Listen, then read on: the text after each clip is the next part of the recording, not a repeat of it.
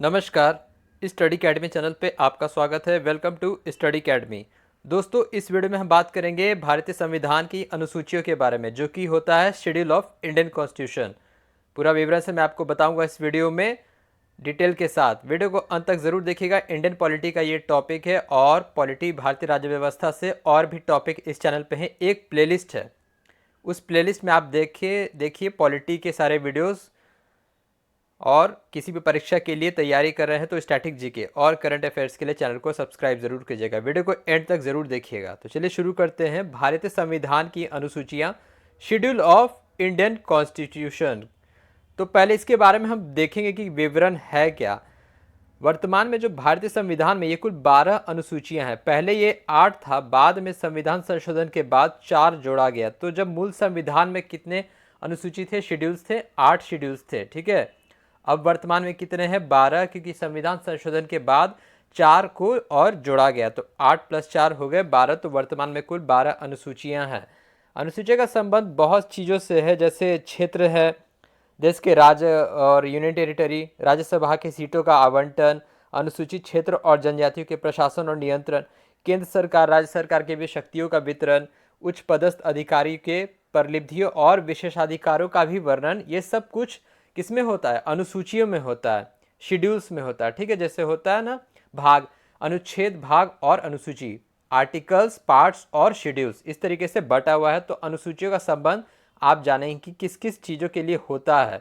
अनुसूचियाँ संविधान में शामिल नहीं है, लेकिन इसके बजाय उन्हें अलग दस्तावेज के रूप में रखा जाता है। कहा जाता है ये संविधान भारत की अनुसूचियाँ, लेकिन उन्हें अलग दस्तावेज के रूप में रखा जाता है। अब हम बात करेंगे एक एक करके। तो पहला है जो फर्स्ट शेड्यूल है, यानी कि पहली अनुसूची, इसका संबंध किससे है? इसका संबंध है संघ और उसके क्षेत्र, यानी कि भारत क्या है? Union of state. भारत क्या है? Union of state. संघ है और उसके क्षेत्र है, राज्य हैं और केंद्र शासित प्रदेश हैं। इसमें 28 राज्य और 8 केंद्र शासित प्रदेश को वर्णित करता है। ये जो पहली अनुसूची है डिफाइन करता है कि भारत संघ है, इसके 28 राज्य हैं और 8 केंद्र शासित प्रदेश है, यानी कि यूनियन टेरिटरी है। राज्य और केंद्र शासित प्रदेशों के नाम और उनके क्षेत्रीय अधिकार क्षेत्रों को सूचीबद्ध करता है पहली अनुसूची, ठीक है दोस्तों। फर्स्ट शेड्यूल डिफाइन करता है स्टेट और यूनियन टेरिटरी को और इसके क्षेत्र को। अगला आता है दूसरी अनुसूची। दूसरी अनुसूची यानी कि सेकेंड शेड्यूल, इसका क्या है? यह वेतन भत्ते और विशेषाधिकारों से संबंधित प्रावधानों से संबंधित है। यानी कि वेतन भत्ता और विशेषाधिकार किस किस चीज़ का? ये आप देखिए किस किस चीज़ को। विभिन्न पदाधिकारी जैसे राष्ट्रपति हो गए, राज्यपाल हो गए, लोकसभा के अध्यक्ष उपाध्यक्ष, राज्यसभा के सभापति एवं उपसभापति, विधानसभा के अध्यक्ष उपाध्यक्ष, विधान परिषद के सभापति उपसभापति, उच्चतम न्यायालय और उच्च न्यायालय के न्यायाधीश और भारत के नियंत्रक महालेखा परीक्षक। तो ये जो भी आप अधिकारी, जो भी पोस्ट आप देख रहे हैं, इनके वेतन भत्ते और इनका जो विशेषाधिकार होता है, वो सब प्रावधान किस में है? दूसरी अनुसूची में है, यानी कि सेकेंड शेड्यूल में। तो पहला था, पहले के बाद फिर आया इन सबों का वेतन भत्ता और विशेषाधिकार। फिर आते हैं हम तीसरी अनुसूची में। तीसरी अनुसूची क्या कहती है? पद ग्रहण के समय ली जाने वाली शपथ का उल्लेख, यानी कि जो ओथ एंड एफर्मेशंस होता है बड़े संवैधानिक पद के लिए, उसका विवरण है तीसरी अनुसूची में। राष्ट्रपति, उपराष्ट्रपति, मंत्री, उच्चतम एवं उच्च न्यायालय के न्यायाधीश और जो अभी ऊपर डिफाइन किए गए थे वो सब। तो इनका जो पद ग्रहण होता है उसके समय जो ली जाने वाली शपथ है, ओथ एंड एफर्मेशन, उसका डेफिनेशन है, उसकी परिभाषा है तीसरी अनुसूची में, यानी कि थर्ड शेड्यूल। चौथी अनुसूची क्या कहती है? चौथी अनुसूची कहती है यह राज्य और केंद्र शासित प्रदेशों को राज्यसभा में सीटों के आवंटन से संबंधित प्रावधानों से संबंधित है। यानी कि जो राज्य हैं और केंद्र शासित प्रदेश हैं, उन्हें जो रिप्रेजेंटेटिव है, प्रतिनिधित्व है, और कितनी सीटों का आवंटन होगा राज्यसभा की सीटों का, उसका विवरण है चौथी अनुसूची में। यह बात ध्यान रखिएगा, लोकसभा की बात नहीं हो रही, यहाँ सिर्फ बात हो रही है राज्यसभाओं के सीटों का आवंटन से संबंधित चीज चौथी अनुसूची में डिफाइन किया गया है, यानी कि फोर्थ शेड्यूल में। अगला आता है पांचवी अनुसूची, यानी कि फिफ्थ शेड्यूल।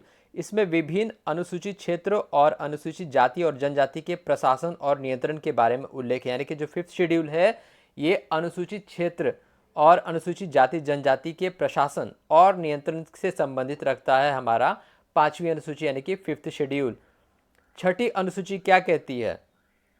छठी अनुसूची कहती है, यानी कि सिक्स शेड्यूल, इसमें पूर्वोत्तर राज्य असम, मेघालय, त्रिपुरा और मिजोरम, ध्यान रखिएगा 4 के ही बारे में बात हो रही है।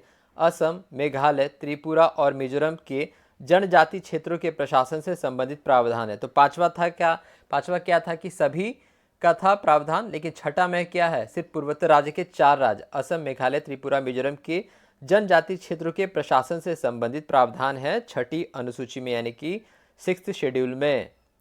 अगला आता है 7वीं अनुसूची यानी कि 7th शेड्यूल। 7th शेड्यूल में इसमें केंद्र एवं राज्यों के बीच शक्तियों के बंटवारे के बारे में बताया गया, यानी कि distribution of power between the states and union central, ठीक है ना, स्टेट्स और सेंटर के बीच जो पावर डिस्ट्रीब्यूशन है, शक्तियों के बंटवारे का प्रावधान है। इसके अंतर्गत 3 सूचियां हैं, संघ सूची, राज्य सूची और समवर्ती सूची। आपने सुना पढ़ा होगा, यूनियन लिस्ट, स्टेट लिस्ट और कॉन्करेंट लिस्ट, संघ सूची, राज्य सूची और समवर्ती सूची। इसके बारे में मैं बताता हूँ।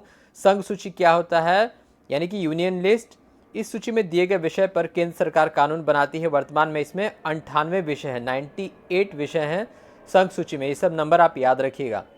राज्य सूची यानी कि स्टेट लिस्ट, इस सूची में दिए गए विषय पर राज्य सरकार कानून बनाती है। राष्ट्र हित से संबंधित होने पर केंद्र सरकार भी कानून बना सकती है। वर्तमान समय में 62 विषय हैं स्टेट लिस्ट में। फिर उसके बाद आता समवर्ती सूची यानी कि कॉन्करेंट लिस्ट, इसके अंतर्गत दिए गए विषय पर केंद्र एवं राज्य दोनों सरकार कानून बना सकती है, परंतु कानून के विषय समान होने पर केंद्र सरकार द्वारा बनाए गए कानून को ही मान्य होता है। वर्तमान समय में 52 विषय हैं, ठीक है, तो 52 है समवर्ती सूची में। यूनियन लिस्ट में 98 विषय है, संघ सूची में, राज्य सूची स्टेट लिस्ट में 62 विषय और समवर्ती सूची कॉन्करेंट लिस्ट में 52 विषय हैं दोस्तों। तो ये आप याद रखिएगा, 98, 62 और 52। अब हम आ जाते हैं 8वीं अनुसूची में। 8th शेड्यूल आपको अच्छे से पता है, भाषाओं से संबंधित है, बहुत बार सबसे ज़्यादा पूछा जाने वाला है ये। इसमें 22 भारतीय भाषाओं की सूची शामिल है, जिनमें भारतीय संविधान द्वारा मान्यता प्राप्त है। 22 भाषाएं कौन कौन सी हैं? असमी, बंगाली, बोडो, डोगरी, गुजराती, हिंदी, कन्नड़, कश्मीरी, कोंकणी, मैथिली, मलयालम, मैनिपुरी, मराठी, नेपाली, उड़िया, पंजाबी, संस्कृत, संथाली, सिंधी, तमिल, तेलुगु और उर्दू। तो 22 शेड्यूल्ड लैंग्वेजेज जिन्हें आप कहते हैं, 22 भारतीय भाषाओं को जो मान्यता प्राप्त है, उसकी परिभाषा है 8वीं अनुसूची में, यानी कि 8th schedule of Indian constitution. फिर हम आते हैं 9वीं अनुसूची में, यानी कि 9th शेड्यूल। कुछ अधिनियमों और विनियमों के सत्यापन के संबंध में प्रावधान है 9th शेड्यूल, और यही था पहला जो कि संविधान संशोधन से जोड़ा गया था। 8 के बाद मैंने बताया था ना वीडियो में 4 जोड़े गए, तो संविधान में यह अनुसूची प्रथम संविधान संशोधन अधिनियम 1951 के द्वारा जोड़ी गई, जिसके अंतर्गत राज्य द्वारा संपत्ति के अधिग्रहण की विधियों का उल्लेख किया गया है। इन अनुसूची में सम्मिलित विषयों को न्यायालयों में चुनौती नहीं दी जा सकती है, ये आपको ध्यान रखना है। तो प्रथम संविधान संशोधन से जोड़ा गया था 9वीं अनुसूची को। आगे हम बढ़ते हैं 10वीं अनुसूची। 10वीं अनुसूची यानी कि 10th शेड्यूल, यह संविधान में 52वें संशोधन 1985 के द्वारा जोड़ी गई थी, ठीक है, यानी कि 52वें कॉन्स्टिट्यूशन अमेंडमेंट एक्ट के तहत 10th शेड्यूल को जोड़ा गया था। इसमें दल बदल विरोधी कानून से संबंधित प्रावधान का उल्लेख है। दल बदल जो होते हैं अलग अलग, ये लोकसभा और विधान सभा परिषद में जो दल बदल विरोधी कानून से संबंधित प्रावधान का उल्लेख है 10th शेड्यूल में। 10वां, जिसको कि 52 संशोधन के तहत 1985 के तहत जोड़ा गया था। आखिर 11वां क्या है, 11वीं अनुसूची 11th शेड्यूल, पंचायतों की शक्तियां, प्राधिकार एवं उत्तरदायित्व का वर्णन है, ठीक है। ग्राम पंचायत, पूरा पंचायत का जो शक्ति है, प्राधिकार और उत्तरदायित्व, उसको डिफाइन करता है 11th शेड्यूल। इससे संबंधित 29 विषयों का वर्णन किया गया। यह अनुसूची संविधान में 73वें संविधान संशोधन 1993 के द्वारा जोड़ी गई थी। ये बहुत बार पूछा गया है। 73वें संवैधानिक संशोधन अशोक मेहता समिति के तहत 11वीं अनुसूची पंचायती राज से संबंधित है। पंचायत की शक्तियां, प्राधिकार एवं उत्तरदायित्व का वर्णन है 11वें शेड्यूल 11वीं अनुसूची में। अब हम आते हैं 12वीं अनुसूची यानी कि 12th schedule of Indian constitution. नगर पालिकाओं की शक्तियां, अधिकार और जिम्मेदारियों का प्रावधान है। नगर पालिका, ठीक है, यह अनुसूची 74वें संवैधानिक संशोधन 1993 के द्वारा जोड़ी गई है। इससे संबंधित 18 विषयों का वर्णन किया गया। तो सबसे आखिर में जो जोड़ा गया 74वें कॉन्स्टिट्यूशन अमेंडमेंट संवैधानिक संशोधन के तहत, ये है 12वीं अनुसूची, नगर पालिकाओं की शक्ति, अधिकार और जिम्मेदारियों का प्रावधान, ठीक है। तो आखिरी अनुसूची थी। तो ये था कुल 12वीं अनुसूची। एक बार क्विक रिवीजन आपको कैसे याद रखना है। पहला जो है बस संघ और उसके क्षेत्र, पहली। दूसरी है वेतन भत्ता और विशेषाधिकार, तीसरा है आपका पद ग्रहण के लिए जाने वाली शपथ का उल्लेख। चौथा क्या है? राज्यसभा, बस आप एक याद रखिएगा, राज्यसभा यानी कि चौथी। पांचवी क्या है? अनुसूचित क्षेत्र और अनुसूचित जाति। छठी क्या है? पूर्वोत्तर राज्य, 4 पूर्वोत्तर राज्य असम, मेघालय, त्रिपुरा, मिजोरम। सातवीं अनुसूची क्या है? केंद्र और राज्य के बीच का शक्तियों का बंटवारा, सातवीं। आठवीं अनुसूची क्या है? 22 भारतीय भाषाओं का सूची उल्लेख है। नौवीं क्या है? अधिनियम और विनियम के सत्यापन के संबंध में प्रावधान है। 10वीं क्या है? ये है दल बदल विरोधी कानून। 11 क्या है? पंचायत। और 12 क्या है? नगर पालिका। तो ये था 12 अनुसूची यानी कि 12 शेड्यूल ऑफ इंडियन कॉन्स्टिट्यूशन। बहुत जल्दी आपके लिए आर्टिकल का भी वीडियो आएगा, अनुच्छेद का वीडियो आएगा, और बाकी पॉलिटी के प्लेलिस्ट है उसे आप जरूर देखें, बाकी प्लेलिस्ट को भी जरूर देखें। वीडियो देखने के लिए आपका धन्यवाद। Thank you.